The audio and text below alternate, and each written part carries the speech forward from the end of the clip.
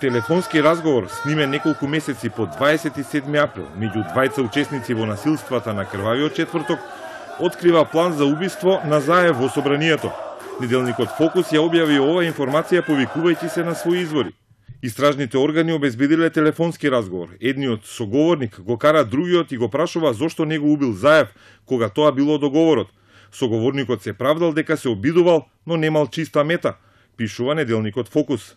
Од обвинителството за организиран криминал, што ја води постапката против купно 35 осомничени за терористичко загрозување на уставниот поредок и безбедноста, не одговорија на нашите повици за детали околу објавеното.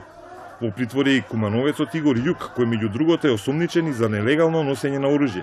Него постојано му е продолжуван притворот, а од обвинителството нема одговор дали му е најдено оружје. Фокус цитира и друг телефонски разговор, според кој еден од притворените осомничени на својот соговорник му викал дека копилето требаше да биде мртво, а според неделникот тоа се однесувало на Заев. Весникот не објави имиња на луѓе чии разговори се објавени. Обвинителството досега не се произнесе за прашањата поврзани за овие нови сознанија објавени во неделникот.